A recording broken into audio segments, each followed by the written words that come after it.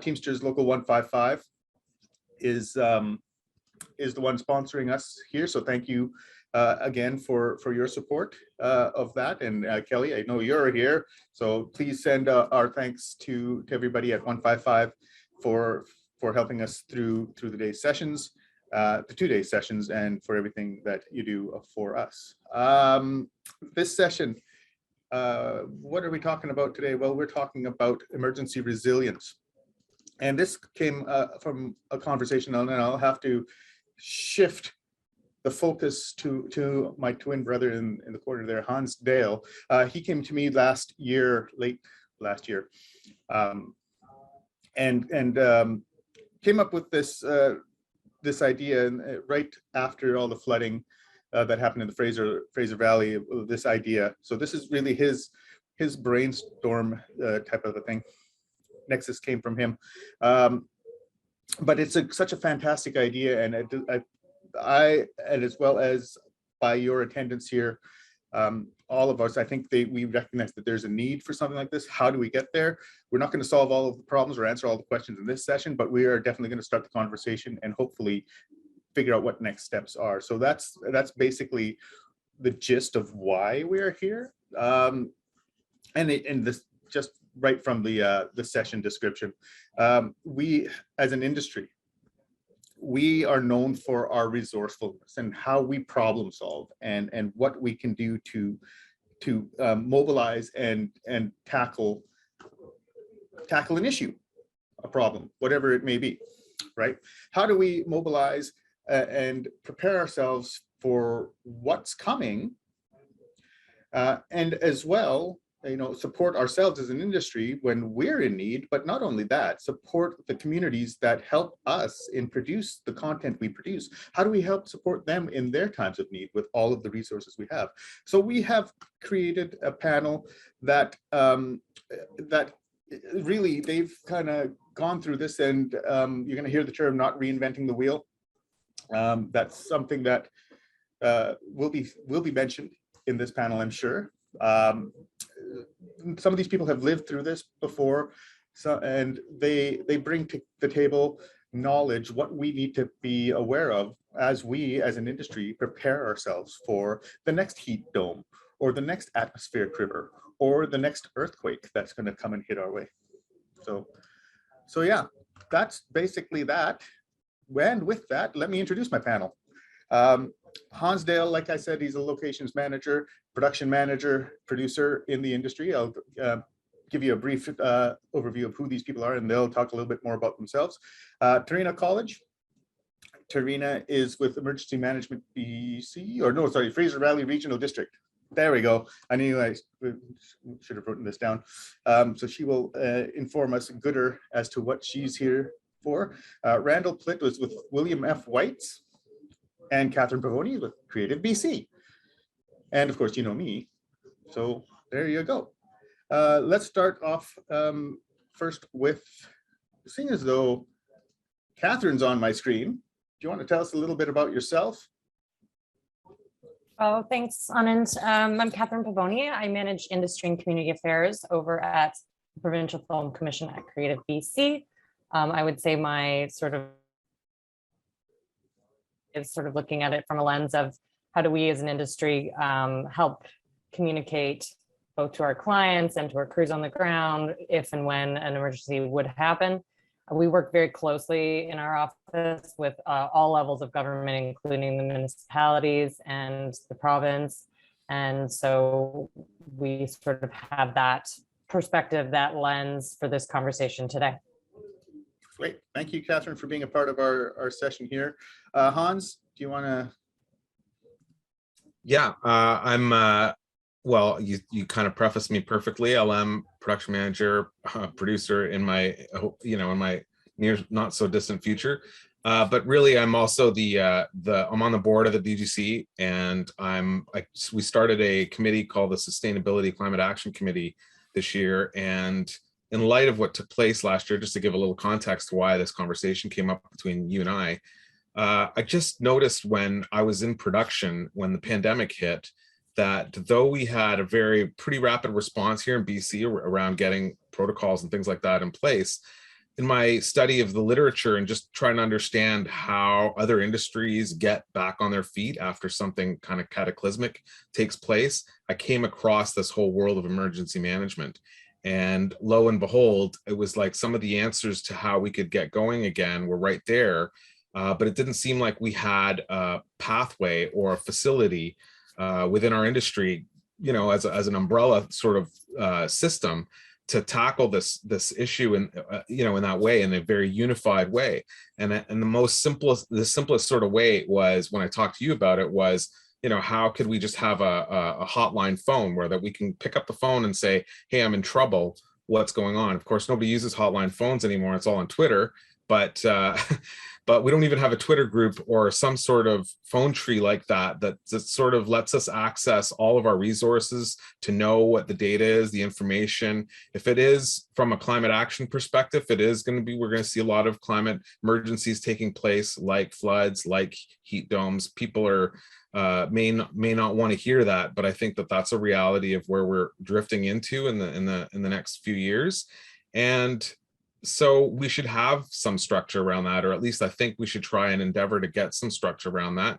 And it just so happened that I bumped into Randall and Tarina in my travels, and I'll pass the buck off to them, and they can fill us in on who they are and where they come from and what that's all about, if I can. Let's go to Randall, and then we'll finish with Tarina, and then we'll move into Tarina, I think, has a presentation to share with us.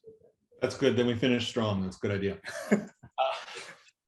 Well, so, and I'll talk a little bit later, but I'm not an emergency response expert. I'm just giving you my perspective on how we handle the unexpected when it inevitably shows up. I have been on teams that have both created emergency plans of different sizes and scopes and lived through some situations where those plans have been triggered, and situations where there hasn't been a plan and we've had to react on the fly. And obviously with, you know, in the last year or two, there's been some significant ones, but so I'm just going to give you a little perspective on those experiences, and then some nuggets coming from those and some learnings coming out of that. Thank you, Randall. And Tarina. Thank you. It's a perfect time to cue the train and the plane outside. If I lose my internet sustainable connection, please somebody wave at me. I am coming to you rural today from the lands of the Stolo people. So I am an emergency management specialist by day, working for Fraser Valley Regional District. I have been operational in 4 provinces and 3 states and some large disasters. I worked in Fort McMurray during a wildfire. My family was evacuated from that while I stayed to make sure that my citizens were safe. And I've deployed to Hurricane Harvey as well as the New Brunswick floods. So that's my government side. I have been in and out of film since I was about 11 years old, and my husband works in film, as do most of my family members still to this day. So using my film experiences with my local government, disaster management experiences, and marrying the two for better safety, preparedness and resiliency of the industry is something that I will likely always maintain some semblance of passion for. So thank you, that is me. And shall I jump right into it? Yeah, if you want to get set up, Right. then I'll just do a little bit of a preamble. We do want this to be a discussion. So the first part of it, Tarina does have a presentation, and then we're going to get into a little bit of a discussion, but we are going to open it up, and this is why we went to Zoom. We can see everybody, and everybody can switch on their microphone, switch on their cameras, and contribute to the conversation. But that will happen in a couple of minutes, I do believe, after we hear from our panelists. So there you go. Tarina, whenever you are ready, you take it away and I'll stop talking. Beauty. Let me hit the share screen button. Bear with me for just a blip. Get this running. Right screen. That guy. And are you seeing the slideshow? Awesome. I saw a thumbs up there. Let me just double check. Yeah, we're seeing it. Right, one more moment while I get my presentation notes. Okay, I already introduced myself, so here we are. Thank you for joining us. And it's good to be able to marry film and safety together. So the one piece I did not add to my introduction is that I am also with a disaster response organization called Team Rubicon Canada, and one more ever so burdensome piece that I like to throw upon my own plate of way too much is that I am a volunteer board director with the BC Association of Emergency Managers. So thanks for being here. Way back in my PA days, I remember having a whole film emergency happen right in front of my very eyes. And it was like the world was crumbling. And here was me, maybe 18, 19 at the time, thinking, this isn't an emergency. This is just a crisis. And using the tools and resources that film has and brings to the table to pivot so that we could put together a rapid solution. And so right at that young age, young adulthood, introduced to the adaptability, flexibility, ingenuity, and portability and creativity of the industry. I reached out to props, got some suitcases, put one at the driver's door so that if a driver returned to his car, he would know that there's something weird going on. Of course, this wasn't a production vehicle, so slapping a props plate on it might not have been practical, safe, or legal. And put a suitcase in front of the non-California state license plate. So right at that age, I'm thinking of things like emergencies versus crises or challenges, and really starting to compartmentalize the differences between. Emergency and disaster are both defined by legislation in British Columbia. I'll give you a moment to just kind of read that over. I'm not going to read it to you. Legislation isn't fun, and I'll make sure that the slides are available after the event through Anand and the platform. Province of British Columbia has actually created a hazard risk and vulnerability analysis guide for local authorities and First Nations. Within this guide, there are 57 defined hazards in the province, and they'll vary from region to region. Within the guide, these are the primary categories. You can see each listed and touching on them just ever so slightly. On the right, we've got the UBC tornado of 2020. That was a really interesting 2021, landfall of a tornado in the lower mainland. Was clear evidence to many that we're seeing greater impacts of climate change here locally. Film's pretty accustomed to dealing with weather-related emergencies. Disease and epidemic actually have the power to disrupt an entire industry. So I provide the mink farm as an example of that. The public health orders throughout the pandemic have actually caused full ending pivots for the mink industry in British Columbia. Film has a different capability to be able to pivot as a result of things more so than end as a result of things. When we're looking at fires, we have structure fires and wildfires. What we often hear of in media is an interface fire. And so an interface fire is when a wildfire interfaces with human populations. We've got geological hazards. In 2007, there was an oil spill in Burnaby. Anybody could have been impacted by that should they have been filming in that area. We have underground infrastructure in every community that we film in typically, and we also have overhead infrastructure. And so when we're looking at things from an emergency management perspective, we're often looking at it from 6 feet below ground to 6 feet above ground, and maybe more depth and more height, but that's sort of the core area there. And this happened to occur in a residential neighborhood with an elementary school. We have hydrological hazards, and you'll notice that I've given you an image of a landslide falling into a lake. A landslide isn't a hydrological hazard, but it has the ability to cause something called a seiche. A seiche is what is often referred to as an inland tsunami. And we've seen the movie The Wave, which represents the 1965 Norway inland seiche. And that's actually a very possible hazard here in the lower mainland, both in Chehalis Lake, there's historical evidence of one having existed.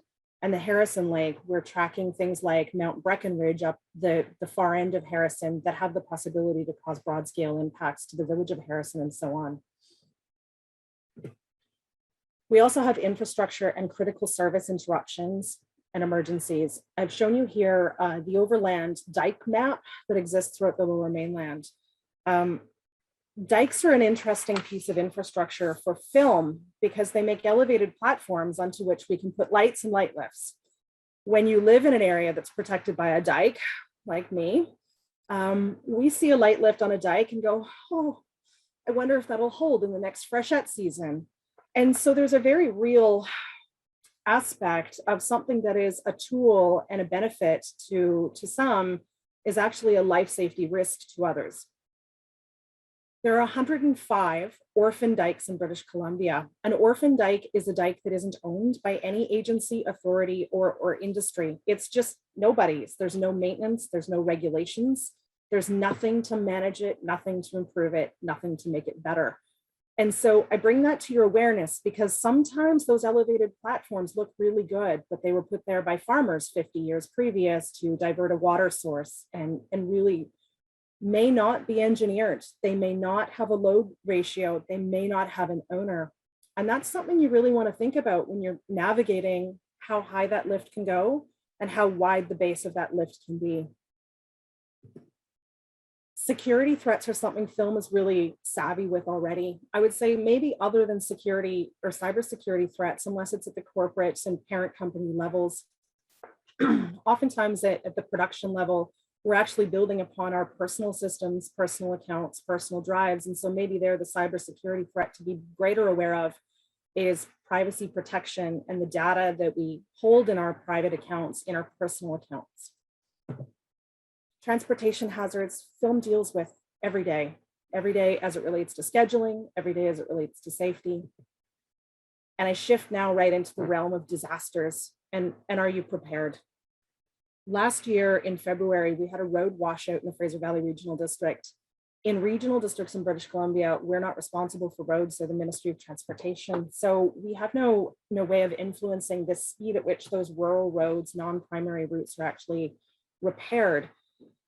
And this one is relevant to film for me because we often bring our crews through differing mechanisms to rural and remote locations that have one way in, one way out, and we often do it without their personal vehicles there.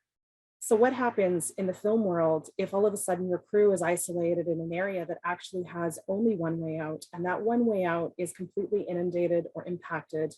Do you as a human who works in film have enough of your critical life-sustaining medicine? If you're on something that you have to have every 12 or 24 hours, do you have enough to last for 3 to 5 days on you at all times? Do you have enough basics that you could stay comfortable?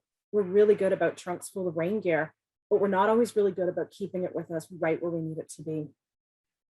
So film has the ability to be ready, and film has the ability to be more aware, but that's also at the personal level, not necessarily at the corporate level. So that shifts us to the concept of planning, and we're planning for both personal preparedness, we're planning for corporate preparedness. In emergency management, we say the plan isn't about the plan, but it's the process of planning. At the end of the day, I don't ever carry a binder with me that's filled with phone numbers because God forbid my car is broken into and that information is stolen. I've now been the breach of information.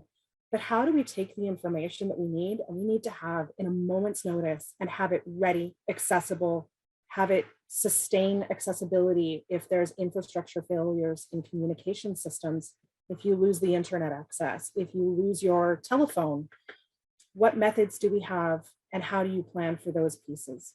How do you pull together the plans of every organization and unify them for the sake of knowing who's who in the zoo and who does what, when, and where?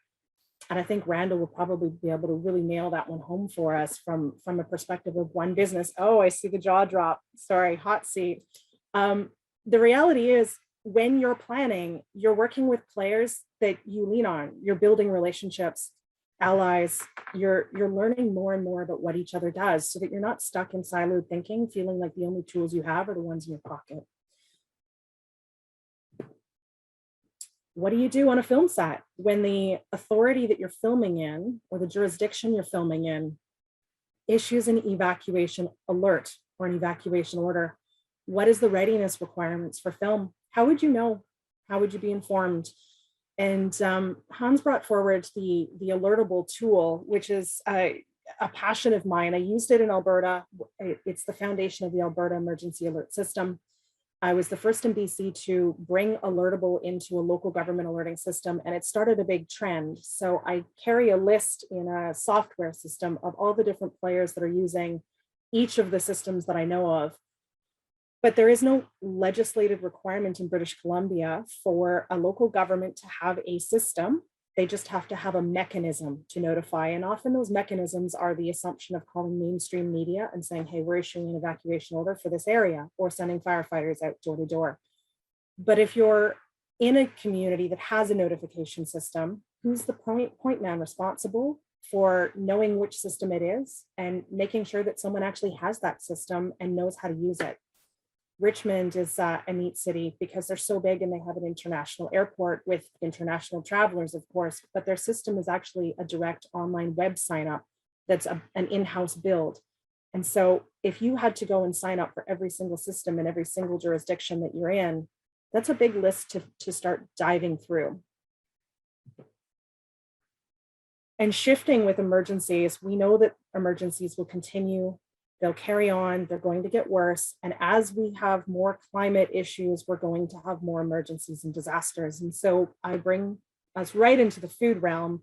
If there is a planet we're saving, I totally believe it's the one with tacos.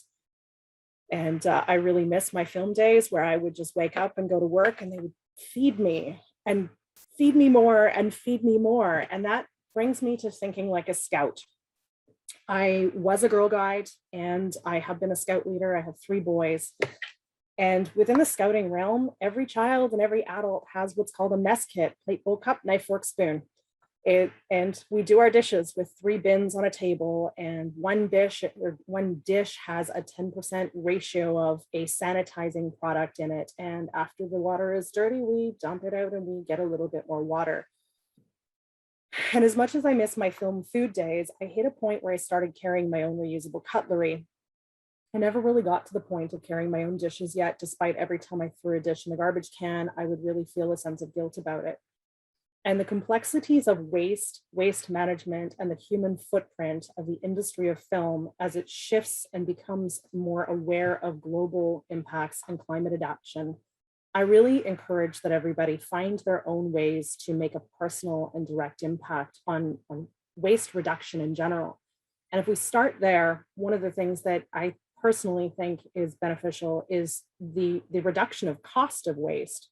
And you've seen how many times a production dumpster is overflown, overfull, needs to be replaced, swapped out. That's production money at the end of the day. And some of that production money, if we all make conscious efforts, can end up shifting to greater industry-wide components of climate adaptation and being ready to figure out how a film set and all of the logistics of a set will pivot to be able to respond and adapt when something happens where you're filming or where you're producing.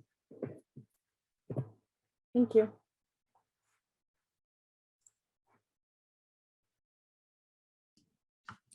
Mouse isn't working. Thank you, Tarina. That was a fabulous presentation. Are there any questions for Tarina when it comes to this part of the conversation? Like I said, we're all up and live on the Zoom. Feel free to unmute yourself, or if you're a shy person, chat is available as well. No? Then, you know, Tarina kind of threw over to Randall, so I'm gonna, you know, bump the ball over there as well. And Randall, so being from William F. White, you have a very unique perspective on the whole emergency response plan and planning side of things, coming from the live event side of things, where you did a lot of that work as well. What advice or what do you want to impart upon us? I think, well, largely it's what I've learned to do better next time. I think it would be if I was making a slide presentation, I'd probably title it that.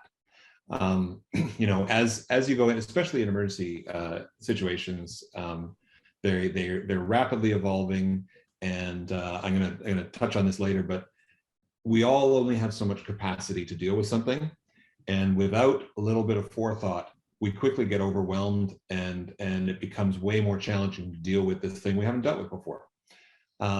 When at William F. White, you know, early in 2020, when we first heard of COVID-19, it wasn't here officially yet, but at that time we had the quote unquote forethought to develop a response plan to, as you know, is it Is it, does it exist on the planet? Is it in our continent? Is it in our region? That kind of sort of a level response plan.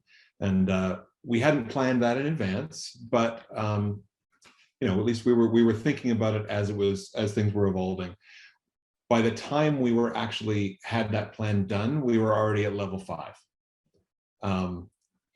So as much as we were proud of ourselves when we rolled it out, you know, it wasn't ready ahead of time. And then kind of the second thing was we rolled that out on Friday the 13th, 2020. And if for those of you out here keeping track, that was about 3 days before our industry shut down.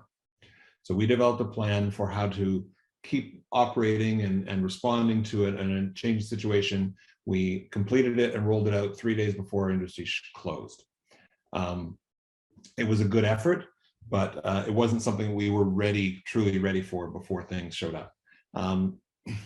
So in the subsequent weeks, while everybody was shut down, we planned our recovery.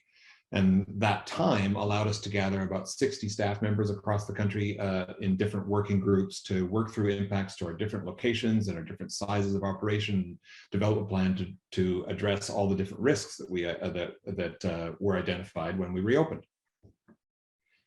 But that wasn't all clean and rosy. There were gaps as we planned and disagreements and so on, and discussions and delays and such. And the reason they were not detrimental is because, and I think Tarina would probably have a better term for this, but it's really because at that stage, well, really throughout the pandemic, it was a quote unquote a slow emergency. There was no there were overwhelming things. We talked about, you know, what do we do for our staff? How do we help our shows shut down cleanly? Those kinds of things. But there wasn't this, you know, forest fire that you're standing right in front of that you need to desperately just grab a bucket and throw on the fire. We had time. So with the benefit of hindsight, as we went through those things, I've kind of realized there's some principles, tactics, and habits that we either lack or are underdeveloped that could have served us well. And so I thought I'd just spin through those.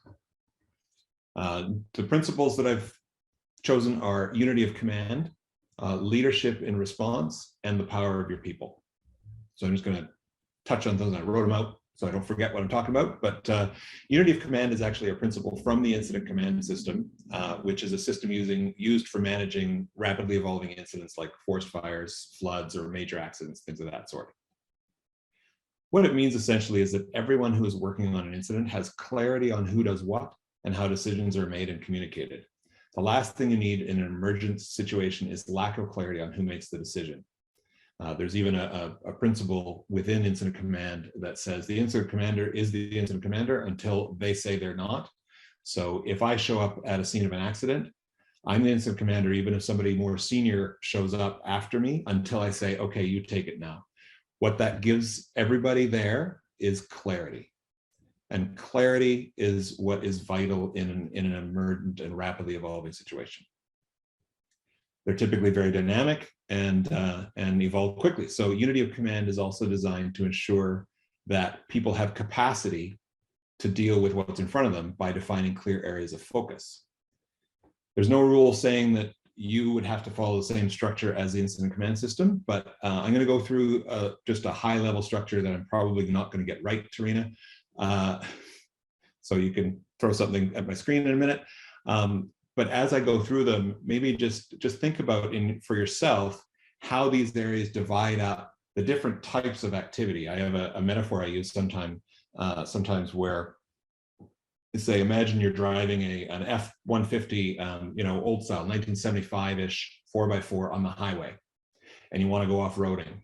To do that, you have to pull over, stop, get out of the car, switch the locking hubs in the front, get in, shift into 4-low, and then turn off. You can't switch from one type of activity to another really quickly. And this is part of that too, is giving yourself capacity to be able to focus on one area and do that rather than having to jump back and forth. So there's 5 principal ones, and there's others, and it varies a little bit here and there. But first one is operations. These are the people that are focused on the immediate urgent issue right in front of them right now. They're reacting to the fire as it happens, holding the buckets of water, basically. Supporting them are the other 4. Planning, These people are looking ahead to the next cycle, which for a forest fire might be the next 24-hour day. They're forecasting what could happen next. In that forest fire example, they're looking at where the fire is moving, getting reports back from the spotter plane about what's happening there, what the weather's going to be like tomorrow, all those kinds of things, so they can plan what the operations team is going to do next. Logistics is finding and delivering resources to the operations team. So basically, if they reach behind them for the shovel, it's right there. The operations team doesn't have to think about where am I going to get a shovel, there's already one there. So they're flowing resources from a staging area to the front line for the current cycle, and they're thinking about and staging resources for the next cycle. Next group, finance. Stuff has to get paid for. The critical supplies can't be held up for one of a purchase order. And those other two groups don't need to be taking their capacity away to think about how am I going to pay for this thing so it shows up. And the last one is communications. Communicating to the community that is affected by the incident. So this could be staff members' families. I worked for the P&E for a number of years, and there was a, I can't remember the year, so 2000-ish, there was a fire at the granary, and we had to evacuate 60, 70,000 people fairly speedily and efficiently. And so part of that implemented the emergency action plan. There was a communication team that was communicating to the general public for their family members that were on site. There was a guest reunification center, all those sorts of things coming from that communication team. Each of those 5 things in this example has clear roles and can focus on specific areas. Your team would need similar capacity and clarity to be able to respond effectively to something that's happening instantly right in front of them. Second principle I want to mention is actually from an article I read recently about leadership. And I'm applying it to leadership during an incident response. Your role as a leader during an incident is threefold. Assess the current situation, identify the critical steps that need action, and then enable the team around you to do what they need to do. I visualize that last one, that as a leader holding a torch, lighting the path forward, and then reaching behind them to help those people get there. That first item, assessment, is probably the most important. I had the opportunity a long time ago to take an incident command course, and they gave us a scenario. And the scenario was this: you're driving home one night and you come across a truck in the ditch. You stop and see someone face down in that ditch. What do? And basically all of us died because we didn't step back to figure out what caused that problem to exist in the first place. And in the scenario, there was some sort of gas or something that had settled in that ditch, and that's what caused the driver to pass out. And that's why that assessment piece, it's easy to get caught up in the moment of an emergency and think, I don't have time, I just have to grab the bucket. But there's value in stepping back and going, okay, what is this situation? What is really going on here?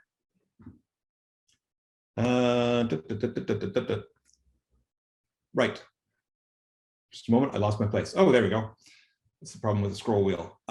Third principle. It's important for us to remember the value of the people around us.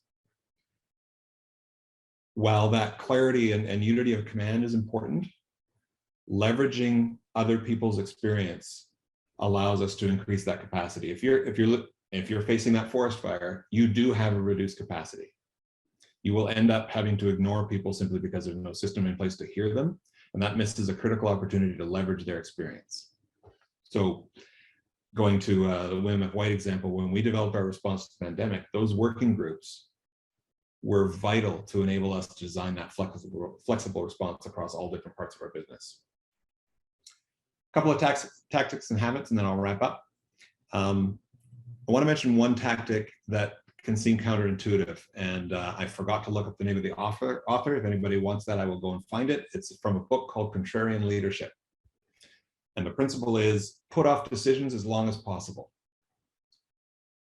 And I encourage you to read more about this if you're interested, but essentially the longer you can delay a decision, the more information you'll have and the better decision you'll make. The key vital part of that piece is the second half of the sentence, as long as possible. Assessing how long you have to make the decision That's the critical part of that habit. Second habit, be curious about risks. You can do this systematically for yourself. Something like a take 10 card, which is something we use in my business to review an activity prior to taking it on with some and reviewing it for known typical risks, being curious about what could happen, or thinking about what could go wrong when starting something, or perhaps something that I've been learning about recently. How can I fail safely? Assume something's going to go wrong. How do I fail safely? That's what a safety harness on a lift is. Or by leading your team to be curious when arriving at a new location when you're doing a scout. A habit of being curious about risk means you'll naturally think about how you and your team could respond to something unexpected. Whatever you can do to consider the risks and think ahead, whether it's simple or advanced, the key is that you're not taken fully by surprise. Thought is better, pre-thought is better than no thought. A small plan is better than no plan. Do what you can. So just to recap, unity of command, that everybody understands how that flow is or will be in an emergency. That torchlight leadership I mentioned, empowering your people, put off decisions as long as possible, and be curious. And I had a segue, but I'm actually not totally confident I know who we're tossing to next. So Anand. Oh, what's your segue? Well, I was gonna say, what's the segue? And we'll just go with that, because like I said, this is a free-flowing conversation is what I say. There's no real structure to it, other than the very, very rough blueprint that we have, what we want to talk about. And if it is that time, then I think I have a question, and this is a question for everybody in the room, based on your role in your organizations. And if you're in the motion picture, I have a good idea of the answer to this question, because I see it all the time in the documentation I review from productions that they send me. How many people here actually have an emergency action plan as part of their documentation, or as part of their occupational health and safety programming? Because, and if you do, give me a thumbs up, or give me just a hands up, a reaction on Zoom. Like, how many people have seen one from their organization? You don't count, Tarina. The only person is the expert. Yeah. In full transparency, ours was written in 2013 by an external contractor, and it's slated for review eventually when our elected officials are willing to provide budget for that work to be done. So even that emergency plan is really just a bunch of blank checklists that inform decision making for anyone who steps into the decision making realm. Right. And I didn't raise my hand partly because we have more work to do, but partly because I think of an emergency action plan as it's a binder of stuff. We don't have a binder of stuff. And I touched on just a minute ago about thinking about it, being curious about it, approaching things is the start of that plan. It's better than where I was, say, a year and a half ago or 2 years ago, pre-pandemic.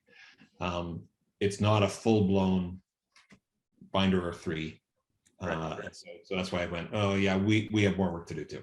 Yeah, but I mean, I would count that as having something, and something is better than nothing, right? I've seen occupational health safety programming where there is a spot in the program for emergency response, and possibly an emergency action plan as part of that, and it's blank. It's like, yeah, call first aid. Well, that's your emergency response plan. Okay, we have some talking to do, you and I. But my other question, my follow-up question is, and I don't know, Kevin is the only one that I saw with the thumbs up. Yeah, we got one of these things. How well communicated is the plan to those who need to put it into practice? It's great we have a plan, but the communication, as you mentioned, Randall, is the other half of it. Right. So there's some things that we need to think about as we move forward in planning this initiative, and in our own workplaces, in kind of shoring up our organization's emergency action planning. Just a thought I'd put out there. Hansi, I want to bring you into this, because like I said, this was kind of this whole thing was your idea. And we talked upon it briefly with Tarina's presentation, but the climate emergency response, you'll have a great story that I want you to tell about. I can't remember what production it was, but you weren't even on it, where the road building one. Yeah, I mean, can I just also just give a little bit of maybe a little sort of a couple of ways to structure a chat about this too, because there's lots of elements, and I think that I think when we were kind of planning the session, we came up with a really great structure about how to tackle the topic. You know, like what we had it like a threefold structure, and we were really going to talk about just the general education piece of it. Like, what is a plan? What is an emergency management plan? What does that entail? I think Tarina did a brilliant job of kind of putting it all the context into it, because it is a part of most companies, most organizations have it as a part of their occupational health and safety plan. They have an emergency plan, but this is not quite the same thing. And this is almost like having information from the elements that are so far out of your control that you can't really consider those things, those elements. And the reason why I thought it was valuable for us to start a conversation of it was twofold, because I know as a person that's on the ground in the trenches, as I always say, we don't know where our variables are, right? We're looking for some solidness from the world around us. And when we're shooting on location, mostly, there's lots of variables that we don't actually know where these things are coming from. And that's where preparedness really comes in from a film production's perspective, or from any kind of live action, or a live event kind of thing. Anything that's kind of a one-off idea, or an immediate kind of like a triage event, for lack of a better word. You don't know what all the conditions are for when you're going to put yourself in that context. So having some structure around, our community has done everything for itself. I always say, and Catherine will probably, like, because she's more government oriented than I am, get nervous when I say this, but our industry in BC really kind of has been self-managed for a lot of it. You know, we have a very cowboy outlier kind of way of approaching things, and that's the way our business is. And that's, now we are starting to get so big and so robust that we have to have these frameworks in mind. And that's just to help ourselves, just to be able to help ourselves. And that's exactly what my story was, where I wasn't even on a show, and I just happened to be sharing offices with another show. And some trucks got trapped due to a flood, due to an overflow in a river. And I happened to be close by. The rest of the locations people on that show were out and about and away. And I would just happen to be in the building. So the production manager came and said, "Hey, can you help me with these trucks? They're trapped." And I said, "Oh, let's go talk to transport and find out what the scoop is." And I found out where it was. And I happened to be able to know some vendors and people that could service the road in that area in Squamish. So we made some phone calls, we got some gravel dumped, and we got a road built, and we got the trucks out. I mean, that's a very small example of just how interconnected all of our shows are, how some people have resources, some people don't, but there was no plan, and there was no kind of support for that other show to be able to say, "Hey, who do I call in this instance?" I mean, I just, by sheer coincidence happened to be around, and by sheer coincidence happened to have some resources, but that's not always the case. And I feel for the production managers, producers, filmmakers that are out there that don't have any resources or don't have a lot of experience. It would be wonderful to have some sort of structure like that. The other story that if you'll give me the 2 minutes to talk about, that I really thought was the bigger thing that reaches us, takes us out of just our own little bubble of film and the motion picture industry and all of this, was just the outward facing side of it. Like, we really have built up a great relationship with the communities that we film in. And one of those instances, I think, was really exemplified by when I heard that people were taking trailers, our 3-wheel, 5-wheel trailers, whatever it was, we call it through-holers or honey wagons or whatever it was, to when the pandemic broke and people couldn't leave their hospital, wherever they work, the healthcare workers couldn't leave their hospital. Our trucks were pulling up and giving them a place to change and a place to shower or sleep or whatever it was, because these folks couldn't go home. And that's the kind of thing that builds up our cultural capital with the community, and it allows us to be recognized as contributors, not just in the financial ways, but also just socially. And so being able to offer all of that to our province, within our province, and to be able to set up a model for that, I think is something we can do. We've already seen it, and we already have these wonderful folks that are resourced so well to do it. That's why I think that that other side of it is also critical and crucial in the conversation. And it's also where Catherine's going to feel supported, right? Because she knows now that there's a structure industry-wide that we can offer to the community and say, hey, well, we have some resources. We have a, I don't know how much money we have in infrastructure, but it's a good chunk. we should be able to tap it when there's a crisis. And I feel right now, like today is one of those days where you're reading the headlines, and if something like, what's happening in Ukraine, I know it won't ever really happen here, but maybe, these types of things happen, and we have earthquake plans in schools, and we don't seem to really have, nobody knows what the earthquake plan is in production on a show. So all this is just to add to the conversation. Yeah, I want to piggyback off that, Hans, just by saying, you're kind of right in that industry, quote unquote, doesn't have a head office, right? It's something that we say all the time, right? Each production is kind of their own little planet, and they're circling, in space. And if we can't connect them, then we're going to have a struggle standardizing, and how, like, to your point, no one will know what to do and who to call and all those pieces. But I think that now that we have been through a disaster, or the pandemic, and as an industry did have to come together and create the pandemic production guide, and then from there each of these productions started their own safety plans, which Anand and his team spent hours and hours reviewing.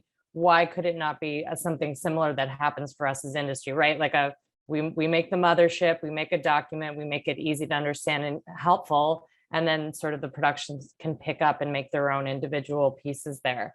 Because I think we have to for sure be leaders in this space in terms of making sure that, even if our clients know, BC is fully prepared for whatever happens. It's just another, it provides more goodwill and shows that we're thinking about it, right? Yeah, I'd also like to add something that Trina brought up, and I'll let her speak to it a little bit more. But one of the things that I think is the most, we have, to your point about not having, it's very decentralized, our business in BC, and we don't have, even our governments are like that, right? Our municipalities are all different. A lot of places you go, like Film LA, for example, in Los Angeles, there's one overarching permitting office that allows companies to come in. And so there is some sort of central hub, not only in the way they permit, but maybe in the way they collect information. I think Trina made a great point. Right now, one of the greatest and most attractive features that come to BC is our landscapes, which we all know. And with climate change and with these types of things happening, we had a flood, we've had a serious heat dome that lots of people suffered for. We don't know what the impacts are in spaces. And some of these municipalities, regional districts, these places are doing these studies, and it doesn't even occur to people in the trenches on a film to ask the questions about what the risks are. I mean, to expose some of our community to that, to expose that to the public in a sort of a short way, because we do interact with the public in a very tangible, immediate way, much different than a lot of other industries do. We go into people's neighborhoods and houses, and if I found out that I was filming in some acreage that belonged to a farmer, and I knew that I could, when I accessed the permitting office and got my film permit, and I happened to talk to Trina, and she knows to say, hey, just so you know, this is all floodplain, and this particular part of the acreage that you're on is basically going to slide off if you guys put a lift there, whatever it is. And then this just opens up and exposes things for the landowner, for the film company. We're bringing a level of awareness to everybody about what these changes are in our landscape. I'm reading right now about rivers and wildfires, and how the desiccation that takes place from the fire changes the way that they study the slides. This is I know it's super topical to be talking about the climate, but it's also just an education piece. And our folks are living at the edge of their bandwidth most of the time with most things. But we've tested them now with a pandemic. And I think they have expanded their bandwidth, and they understand the importance of safety, and they understand the importance of planning and logistics. So they're ready for this sort of data, even if it's just a phone number or an app or something like that. I just hope that people can be engaged enough to want to come to the table and talk about it, because I think it's a great opportunity for preparation and all the things that Randall said.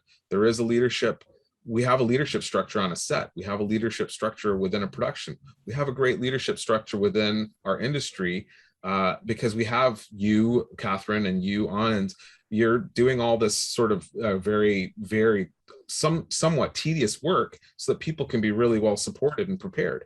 I think it's just, for us, it's just knowing that you're there is so much comfort. And when we're able to say that to our producers and our clients, like you're saying, Catherine, it's really, it just makes people feel so much better. Thanks. I do want to add one thing to that, Hansi. Sorry, Randall. And I want to ask Hillary if she wants to come up on screen and share what speak to what she's just shared with me in the private chat side of things. If not, then I'll just post the link that you've shared with me, Hillary. It's up to you.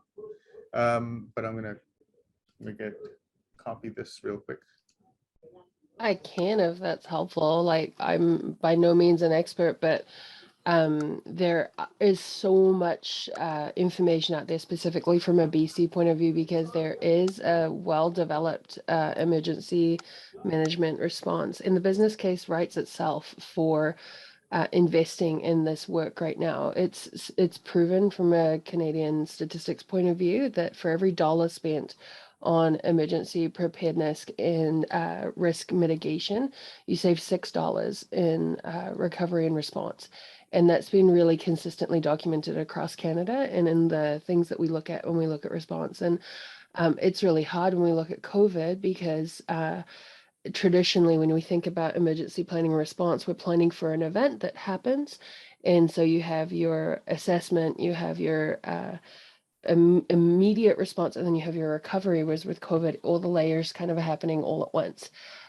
So it's not a traditional format for having these conversations, but it's a really important one, because we're seeing everything play out in real time of each of those layers. It's not so linear as we often think about emergency planning, because then it's easier to put off when you think about a linear thing. So by really taking a moment to consider the list that the BC government provides, it's a really fulsome hazard identification list, and really realizing like, oh, and not to make people scared or anxious, because then there's a really useful tool that creates a matrix basically of this thing is very, very unlikely, but would be very, very devastating. Whereas this thing is very likely, but if you're ready for it, not that devastating, not that big a deal. And so helping, it's a very emotional thing to think about disasters. And so all of these tools are what we're good as industry people in this industry is doing, is taking things that are big and stressful and feel like big problems and breaking them down into useful procedures and processes. So all the tools absolutely exist, and there's so much space in this for how to better equip and better plan. So I just shared the link. The link goes straight to the BC government emergency safety management pages, and it's literally called the online library, because it is a library of stuff to read and consider. Thank you, Hillary. And this is basically what Tarina mentioned as well in her presentation. I think it's the same document, correct? Yeah, Tarina and I are in a bunch of the same classes at school. I was just going to say, you got your industry we're having a hazard little prep. like, I see you moment. No one's here alone. I see you. A moment ago, I pulled up my tablet to log into one of my JI classes and see if that was the same you. And yep, that's you. Okay. I really appreciate that you brought that, because now you have not only me as an outsider reference from the local government realm, but you actually have an industry person who's taking emergency management training classes as part of academia. You mentioned, Hans, fail safe. In roller derby, the first thing you learn to do when you put on those roller skates is fall and land without breaking a bone. Fail safe. Was it Hans? It might have been Randall. Either way. I think Randall said it. Yeah. Fail safe. Don't reinvent the wheel. I really didn't hone in on it, but the tools are there. The systems are there.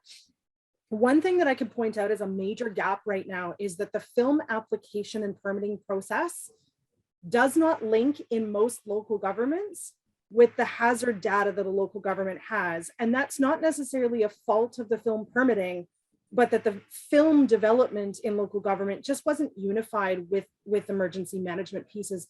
And not all governments in BC have an emergency manager. Often they have an emergency program coordinator, which is a functional hat thrown on a fire guy or a police guy, whatever, or gal, just someone, so that they're appointed to managing the portfolio off the corner of their desk. So not all governments have a really fluent hazard portfolio. And within the local government context, if you were to ask someone at the counter when applying for a film application, they're allowed to answer the question that you've asked point blank, but they're not allowed to provide more information than that. So if you ask the film clerk if there is a risk of landslide at this specific location, they're going to answer what they know.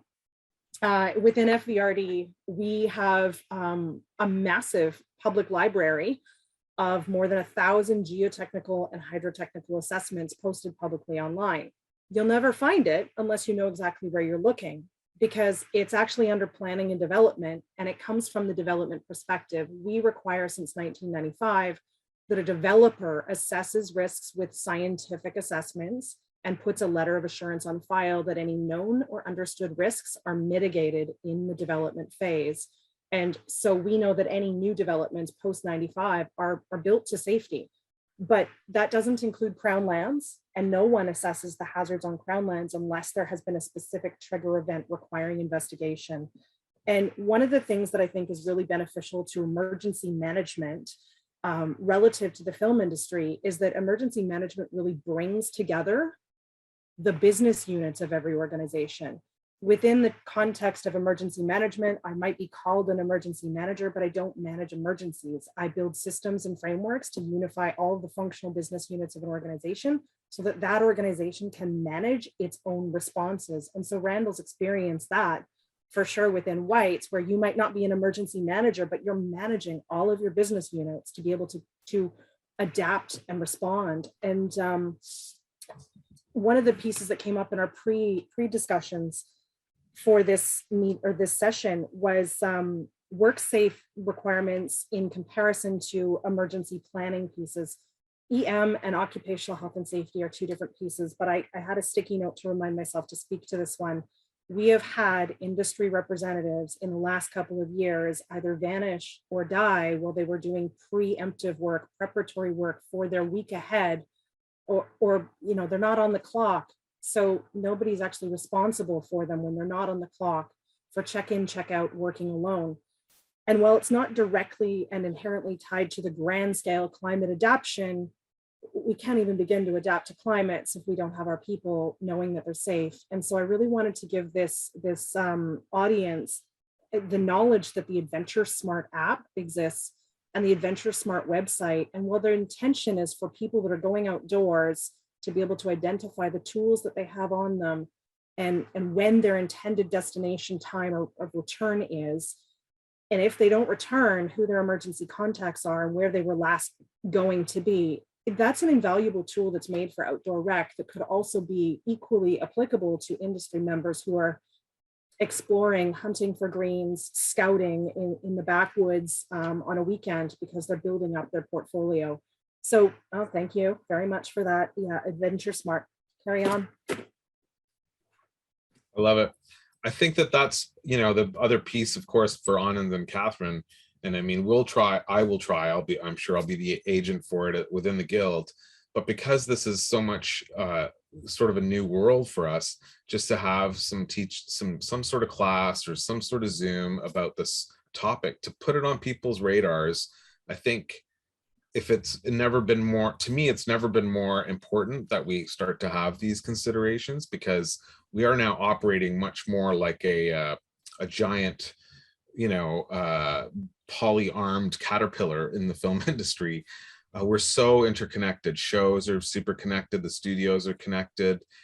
What I've seen, certainly from COVID is like all these safety people that are doing the COVID health and safety management. I mean, there's some of them are managing 2 or 3 shows, much like what they have for our safety people from the studios, right? The Netflix person is a parent, you know, like has an umbrella. They have 6 or 8 shows. I mean, this is a lot for a safety person. And to Tarina's point, this isn't a work safe occupational health and safety thing. This is a whole other beast. And being able to just have information, resources, and a little bit of awareness, I think, will be a critical thing for people as the time passes. And I don't want to wear that, you know, I know Tarina did a great job of emphasizing the climate crisis. I keep calling it a crisis. It is, to me, it's a crisis, and it's super urgent. And I don't want to be, you know, I'm not Chicken Little here saying the sky's falling. I think everybody understands it. It's really helpful to prepare our folks for it, our workers, our crews, our vendors, our suppliers. Everyone's a part of this together, and it's going to hit us that way too. Well, just if I can speak to that one point, and I know Tarina and I are just starting to talk about the things that we can do together, and hopefully we'll have something in place by September, October.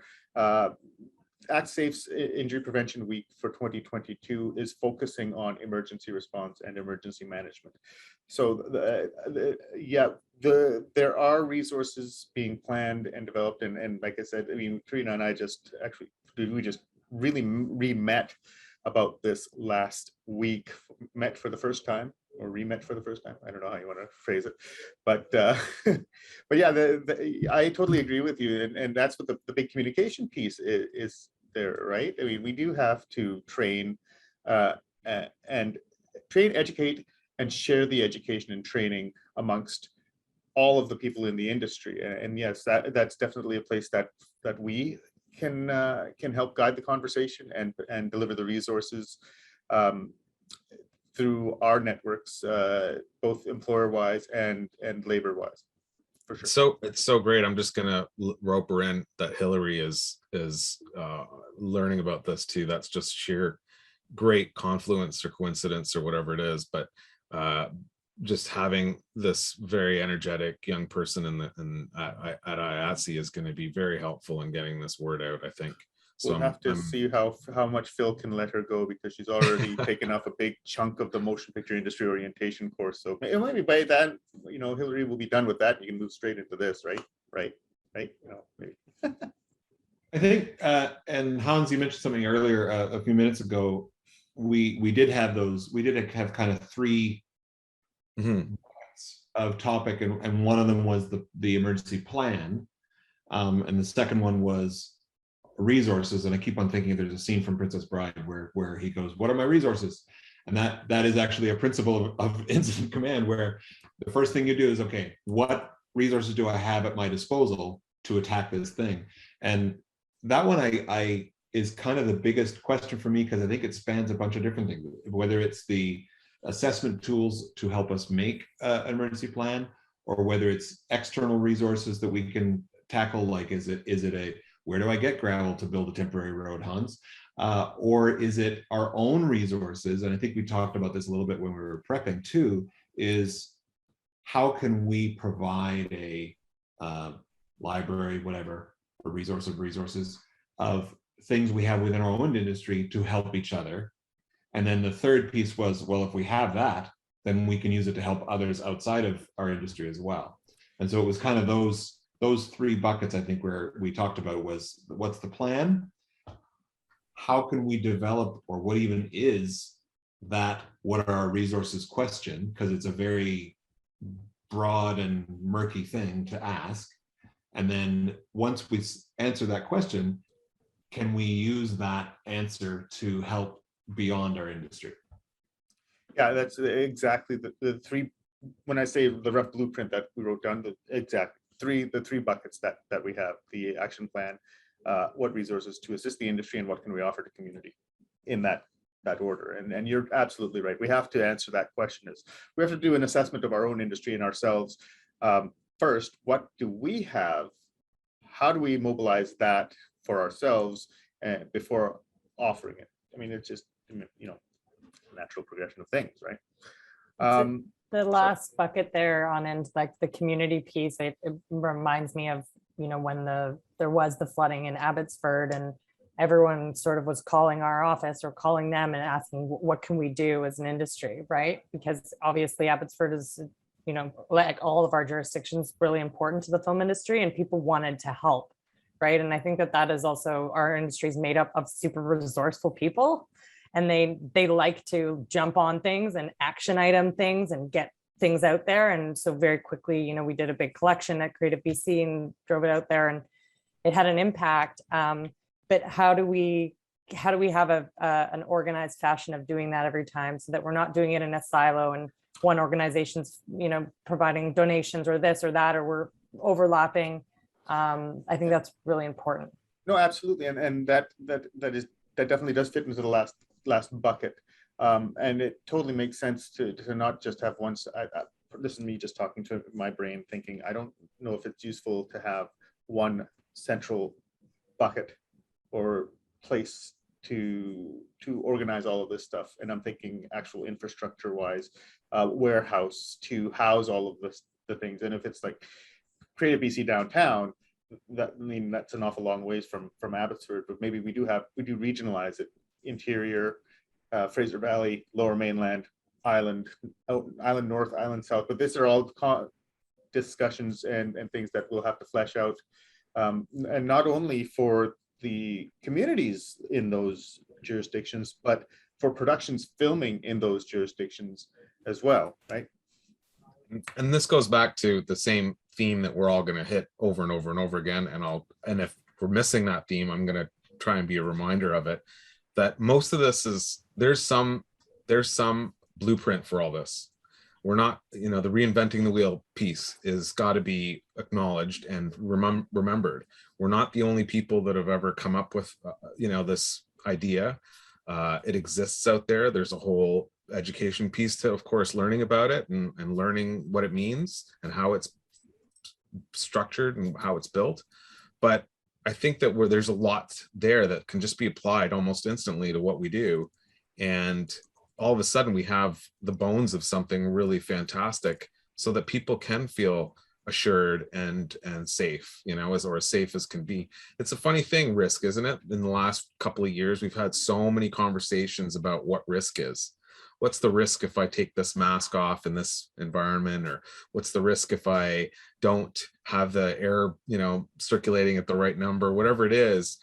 Well, those are all conditions that we can control. You can change your mask, you can get vaccinated, you can, you know, you can put a filter in your building, whatever it is. But the world, you can't manage some of those risks in any way, shape, or form. You can mitigate, but you can't really manage. And that's what we have to almost like kind of shift our way of thinking. It's a real semantic thing, but it's just a real little thinking shift where it's like, we can't control what the climate's going to do. And we really can't really predict it, because Mother Nature, she's wild.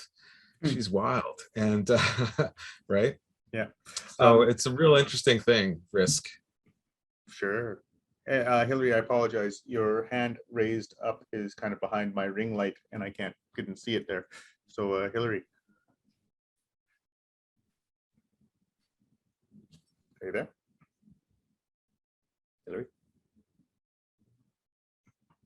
I see you're not muted anymore, but we can't hear you. Is that better? That's way better. I hope I'm not overstepping. I'm just so excited that this panel is happening. It's just, this is wonderful. And like everything what Hans said is exactly correct. There's so much out there that is being done. And I think, I mean, we know that as an industry, we're good at the business continuity side of things. We're good at the resilience. We're good at the problem solving. We're good at this has to happen. How are we going to do it? And being really creative about it. And a lot of the questions that we're asking now have been answered at a provincial and municipal level. And because of amazing people like Catherine, we have those connections of to ask, like, as an industry, as a business, what are our responsibilities? Like, how do we partner? How do we yes and what's already going on at a municipal level? Because these are questions that are being consistently asked more and more across the entire country. And while every municipality and every area has such different levels of investment that they're able to put towards this, because it's always like putting off to the potential emergency, and then, you know, when it hits, you're like, oh yeah, we should have done that. And realizing also, like, owning, there is an empowerment to it of training and empowering individuals that then form those groups, because then it doesn't have to be that we're all risk fatigued right now with COVID. And there's a point where you are just become paralyzed if you're not able to say, okay, this is the thing I can do. And those kinds of lists exist, like the whole DU72 campaign is exactly about that. This is something I can do. I can survive for 72 hours with these supplies. So looking at creative ways to empower people means that you can then expend more collective energy on preparing. Thank you. And yeah, I don't see you overstepping anything at all. No, I want to go back to that statistic, Hillary, since you're on. That's a good one. Which one? Which statistic? What are you going to say? Statistic. Every dollar Oh. spent in preparedness reduces $6 in recovery. And that's the absolutely one. Massive. And Yeah. my own local government, of course, well, the Abbotsford floods are what got the media attention. Fraser Valley Regional District has 10,000 square kilometers of rural governance area.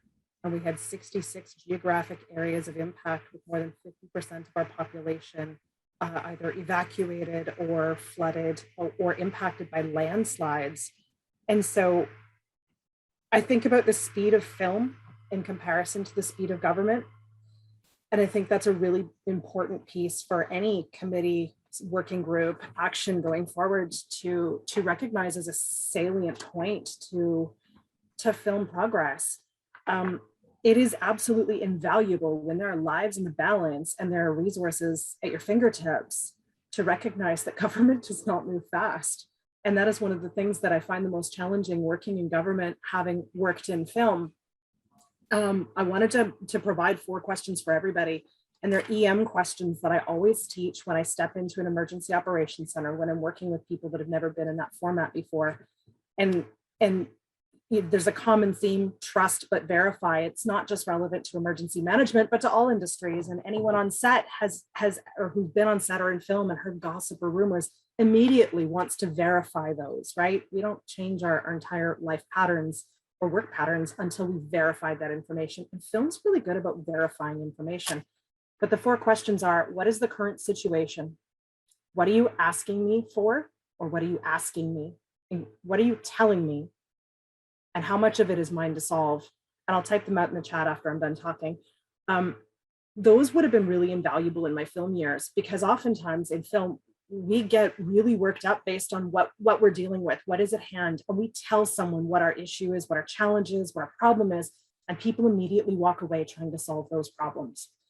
But we're not always asking them to solve those problems. So there's also the consideration of duplication of efforts. One of the pieces where this links is that in the midst of the atmospheric river in the fall, or in November through December 2nd, we had agencies and unions and parties everywhere throughout British Columbia trying to send resources into disaster areas and wanting to know how to help. My own husband came home from set one day and he said, hey, so my union's trying to figure out how to gather clothes for people that don't have homes to live in. How do I respond to that? My husband was with us in Fort McMurray. He evacuated. He knows what it's like to end up homeless as a result of a disaster. And so, we fed that information back through the channels that he was working with, but knowing the right ways to help is really important.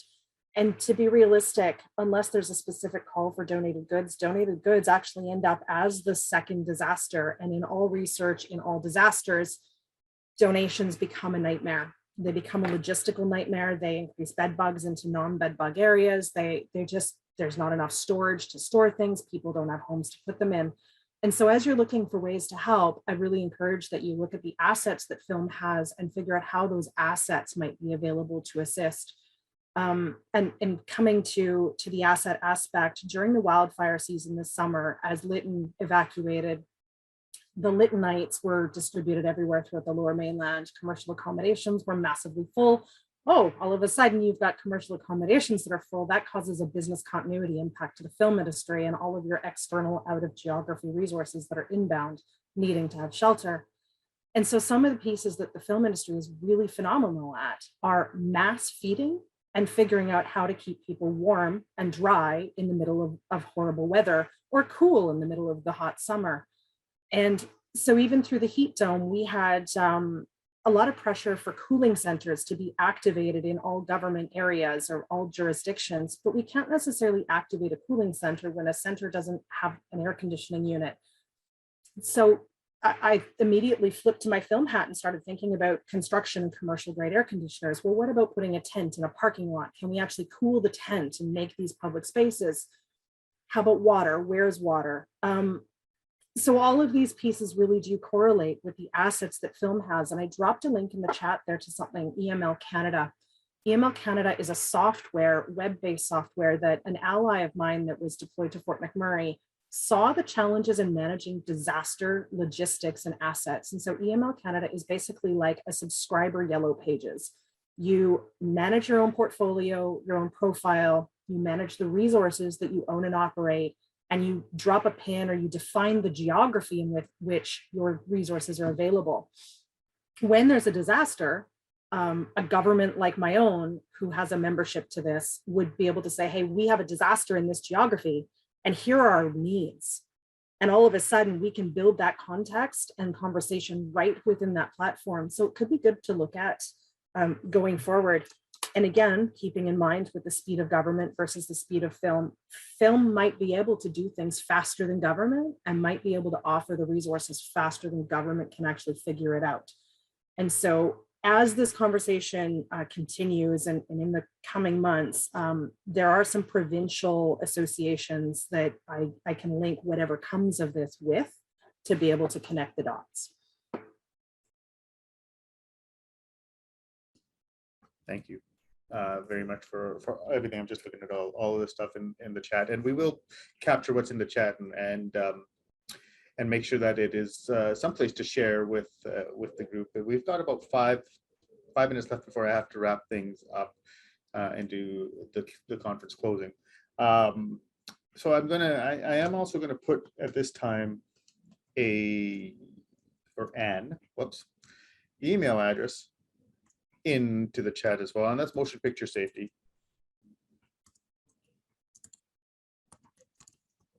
at actsafe.ca. I spelled all that right? Yeah. So here's an email address that'll come to the motion picture safety department here at Actsafe, and for lack of a better email address at this point, or a better place to collect information, one of the questions that we were going to ask as a panel to the rest of the group here and to start moving this forward, we just scratched the surface, right?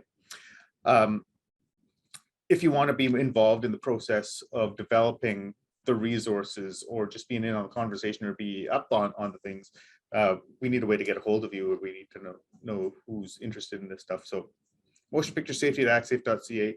Send us your information, subject line emergency resilience, so that we know who to send it to, and it'll come straight to me, or it'll be routed to me, and we can continue the conversation as we move forward. We do have, like I said, 5 minutes left, and we've hit most of the buckets on the list here.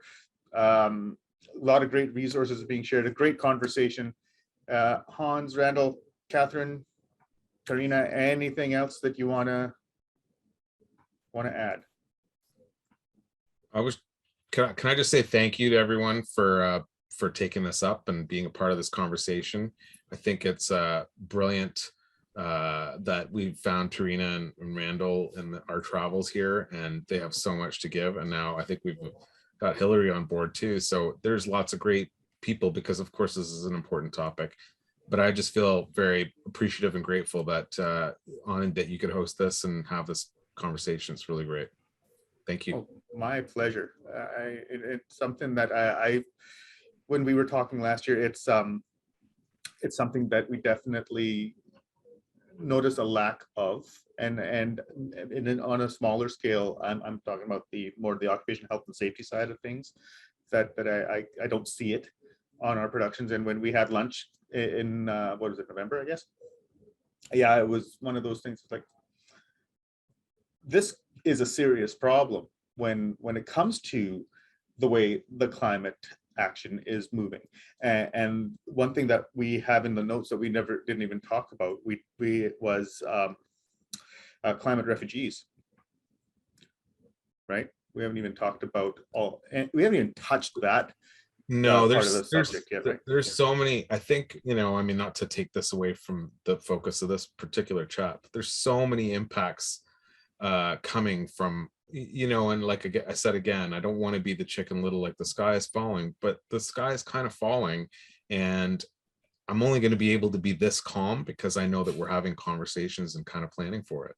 Yeah. And I think that I'm not unique in that, right? So having these conversations, whether they're 3 years too early or they're too outside of people's bandwidths, well, they're not outside of my bandwidth, and I feel like I can nudge the conversation. And that's why I'm so grateful that people like yourselves are finding it, well, this is actually in my bandwidth, and this is in the realm of things that I'm concerned with. But I think when we do see those refugee influxes, and now we're going to be, I don't know what's going to come from the war even, we don't know what's happening.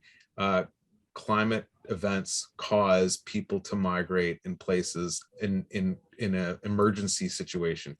It's triage. And that's what we're talking about. We're talking about preparation. We don't know what the surprises are going to be. And that's when having a plan and having a framework and having the phone, the bat phone, is helpful. And I'm just grateful that you guys are all interested in it, guys and gals. Glad to be able to have the discussion with you guys and continue supporting, and thank you for the invite. I would throw out there that we already have climate refugees. We have our own domestic climate refugees, and all people displaced from Lytton that are still currently living at Camp Hope or Chilliwack or wherever they have a place. So we have domestic climate refugees, and we have needs for them. Excellent. And the more we are prepared personally and professionally, the more we are all able to reduce our own impacts and strategize how to maintain a successful and viable industry as the sea level rises and weather changes, and what we know today isn't what we knew yesterday. Randall, Catherine, any closing thoughts from you? I would just echo what I started with, in that, industry has come together before to manage a very real situation with the pandemic, and I think we can do it again. And I think that getting this conversation started now is key, and we're happy to support in any way we can. Randall? I'd say, kind of just recapping on staying curious, and thank you to the group that joined us today, because even starting to think about this stuff is an important step forward, right? And so stay curious. Hansi, you started this conversation way back in November. You get to end it. Okay, well, I'll try and I'll try and end it on a positive note. Look, I think that I think that the great lesson of the pandemic and the great benefit of the pandemic, to Catherine's point, is that we rallied as an industry, as a community, and we came up with a quick solution, as quick as we could. Now let's make it quicker. Let's make it more efficient. And I think that there's so much engagement right now from people around all these topics, whether it's the climate emergencies that we've already undergone. Like Trina's saying, we have climate refugees domestically within our own. It could be people from Lytton that work in our business that lost everything, and that's happened. Grand Forks has had that happen. We've had people that work in Grand Forks that I know. I guess my point is that the engagement's there, the conversation's primed and ready. We're not reinventing the wheel. It's almost a no-brainer to just put this together and then reduce our stress by so much. Like, so many people are stressed out, and to Hillary's point, there's risk fatigue, there's stress fatigue. It's going to kick in. We've talked about mental health on it in the past and those problems. But all of this is meant to and designed and intended to help people feel better about what they do. And I'm just going to keep waving that flag until someone stops me. Hey, keep waving, brother. Keep waving. Yeah, let's wave it. Let's go. Yeah. So I got 3 minutes. Thank you all for being a member of this panel. It was a fantastic conversation, and yeah, I'm glad we scheduled it for the end of the conference, because it does two things. It gives me a nice segue into Actsafe Injury Prevention Week. Like I said, it will be in October of 2022. It will coincide with the Great BC Shakeout. So keep an eye on that. And we'll, once again, by then, I think we'll return to the on-site coffees, cookies, and conversation type of event at local production centers. And we have a lot to discuss. The focus is on emergency preparedness and emergency response. So yeah, the hard work starts now. You have the email address in the chat if you want to be a part of the conversation. We'll definitely include you when hopefully we'll get up and running towards the end of March with this. And beyond that, thank you all for attending this session. Great to see everybody so passionate about this topic. And yeah, it's something that we definitely have to move forward with in short order. Thank you all for attending the conference in general. And I want to once again thank all of our sponsors, UBCP ACTRA, IATSE International, and the IATSE Locals 891, 118, 168, and ADC 659, ICG 669, Teamsters Canada, and Teamsters Local 155, the DGC British Columbia, and CMPA, and finally WorkSafe BC, Levitt Machinery, as well as StageFab, and our sponsor for the breaks this afternoon, Set Protect. Thank you so much for all you did to help get this conference off the ground and over the finish line. Next year, in person, Anvil Center is where we're aiming for in New Westminster 1 year from today. So hopefully we will all be able to join. I'll be able to assemble in person, share some drinks and some good conversation live and in person in a year. Thank you very much to Aidan and the crew at JST Productions for helping us stage this event when we had to switch. I wouldn't say at the last minute, but pretty close to a deadline in the middle of January, when we decided it would be prudent of us to take it out of the in-person realm and back into the virtual realm. So Aidan, thank you so much for all you did and the smooth running of the platform, both on remote and here on Zoom. And as well, I think that's about it. The conference is technically over, but the lobby's still open.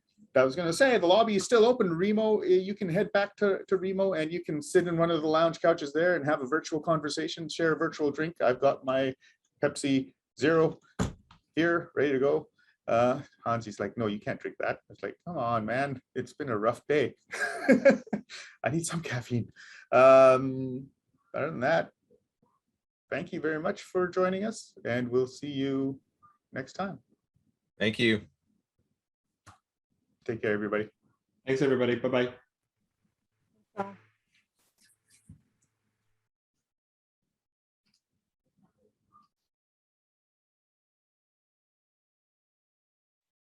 Look at that, 4 o'clock, right on the button. You are punctual. I got 4:01. Actually, I got 7:00. I got 7:01. You're 3 hours and 1 minute late. 3 hours late. I can't, you know. We wrapped on the top of the hour. It's just that the goodbyes took a little while. That's all. Yeah. Yes. My clock says 4 o'clock, so. I'm just kidding. All right. Well, There we go. oh, update. All right. Thanks, everybody. Okay. Thank you. Thank you. Take care. Cheers. Bye. Okay. Okay. All right. Thanks, Anand. Thank you. And Bye. I'll see you. I'm going to log into Remo to see if anybody's. Yeah, I'm just gonna pop over and make sure we're all good over there. Okay. Okay. Bye. Bye. Oh, enjoy your vacation. Thanks. I will. Well, I won't actually, but I will. If that makes Yeah, sense. sure you won't.